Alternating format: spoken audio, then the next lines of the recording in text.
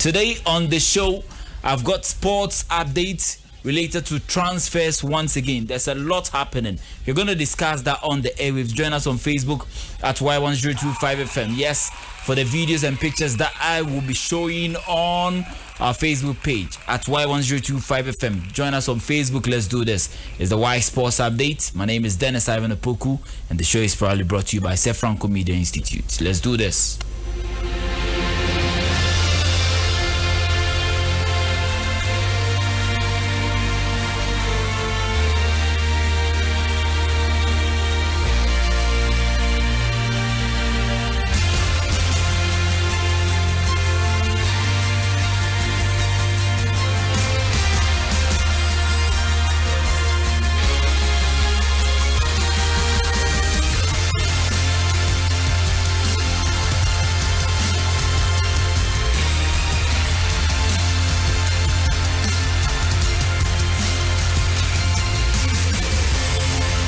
Today on the show, much more discussions concerning the transfers because there are some stories that has gained a lot of interest. One of them stories is Tijani Reijnders. Yes, Manchester City are in talks with the player and it's close. Fabrizio Romano has reported the story. Now, when you hear that Fabrizio is reporting stories, then you know that we are close to that moment once again. It's June, July, and then early August. Mid-August as well. It's all about transfers. When it happens that way, then you know that the system is hot. Some clubs will be worried and some will also be in the chase for the best of players. Tijani Reijnders, according to sources, is a player who is key in the new setup that Manchester City coach Pep Guardiola wants to make.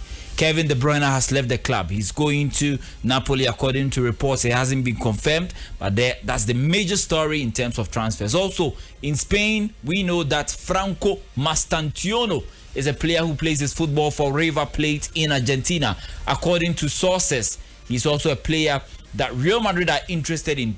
Earlier, we all thought he was going to join Paris Saint-Germain, but according to the Spanish portals, he's close to joining Real Madrid. So we are discussing these two stories as well as other stories. So get on Facebook right now and then have a feel of the pictures. Tijani Reijnders, Franco Mastantuono as well. Bafo joins me on the phone line. Nana Kosi Bafo, Y Sports Pundit, and also a usual guy on the Y Sports review show. Yes, an analyst, a top one, I must say, works with the Busi FM. Well, Bafo, good afternoon. I believe you are fine.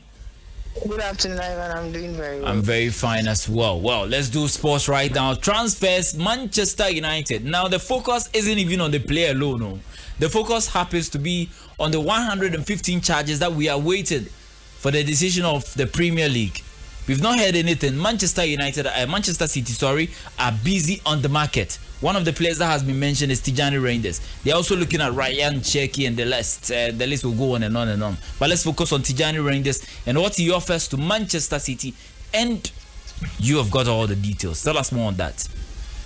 Ivan, first of all, Pep Guardiola and Manchester City are trying to build a new kingdom with a new portals, and that's the reason why majority of the old guys are being started to fade out. So Kevin De Bruyne will not be no more with Manchester City, and in the next year or two we might not be seeing players like Ike Gundogan, Bernardo Silva. All these young guys might be also fading out of the Manchester City project. We saw them bringing on Kuzmanov last season.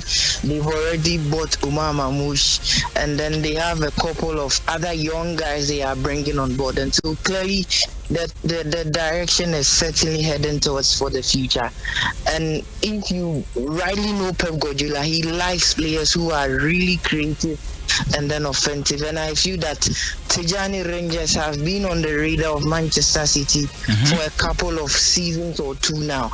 Actually, he is somebody, he is not so much into the news when it comes to players who are having flamboyant mentions, but it looks like at the end of every season, big clubs try to chase a signature. But I feel that what Manchester City was losing in the shape of, now you see players like Phil Foden and Bernardo Silva, their mentality of pressing to win more is coming down. And in football, if you want to still stay on top, it's either you change the gaffer or you bring in new players who want to build a new profile for themselves. And I feel that's exactly what Manchester City is trying to do. The quality of Tijani Reijnders has never been in doubt. He has been a very consistent player for the AC Milan projects. But I feel it is time to step up and build up his profile, and probably the right channel might be Pep Guardiola and Manchester City. Well, the right channel might be Pep Guardiola, Manchester City. We are still waiting for the ruling from the Premier League board.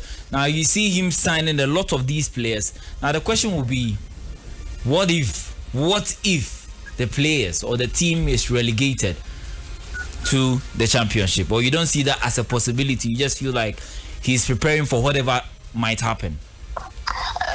Ivan, there is an adage in our local parlance which says that it is difficult to overcome from anything.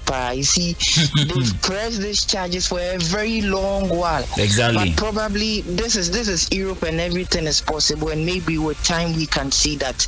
But whereas that has not happened, Manchester City too cannot stay idle and say that due to that we are not focusing on our football business. I feel that Pep Guardiola is doing his job with which he has been given. For those duties that should be left to the management of the club to decide on those things. But amidst that 115 charges of which they have been pressing them with in the last 4 years, Ivan, I feel that technically we should focus on that part. But I feel that amidst all these situations, Manchester City would like to move on with their football business, even if they are banded with that 115 charges. And I feel that when we definitely get to that bridge, we will certainly cross it. Exactly. I think I agree with you on that. When it happens, we will see what pans out from Manchester City. Well, we are still live on Facebook at Y1025 FM. Join us there.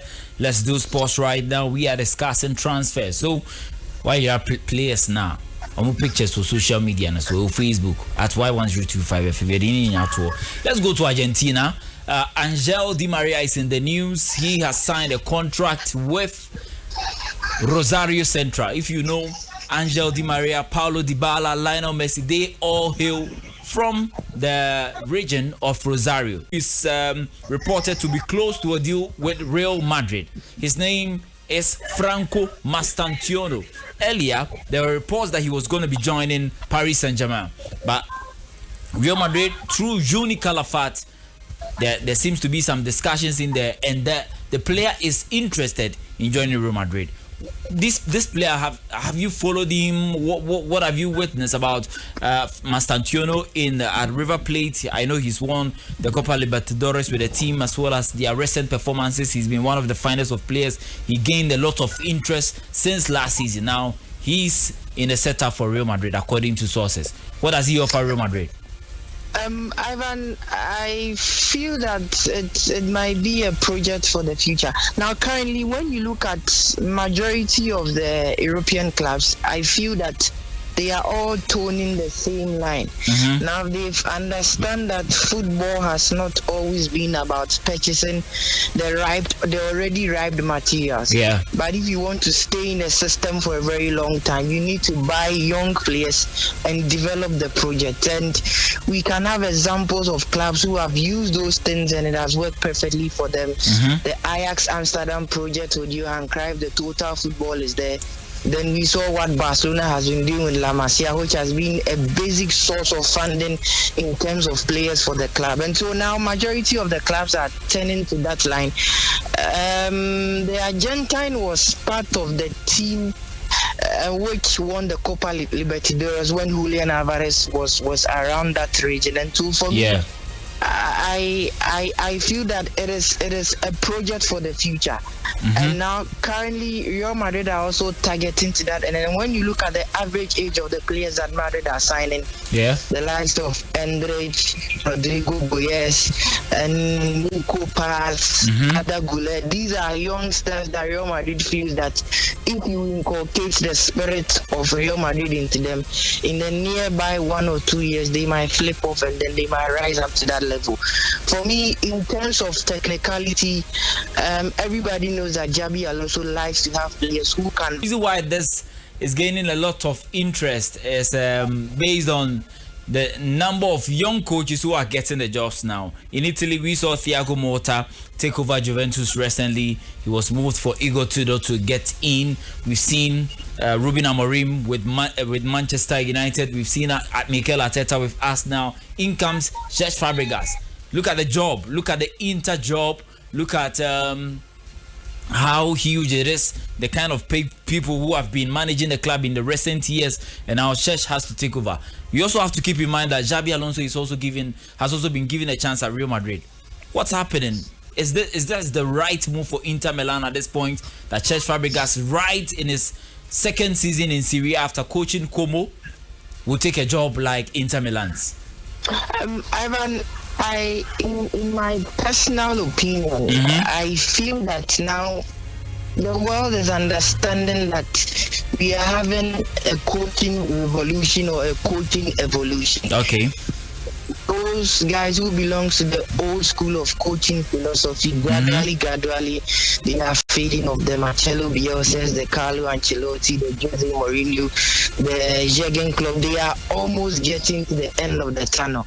And so now the revolution of new young guys who have been in the football system are now entering into the fray little by little. So you talk of Ruben Amorim, Xabi Alonso taking over at Real Madrid.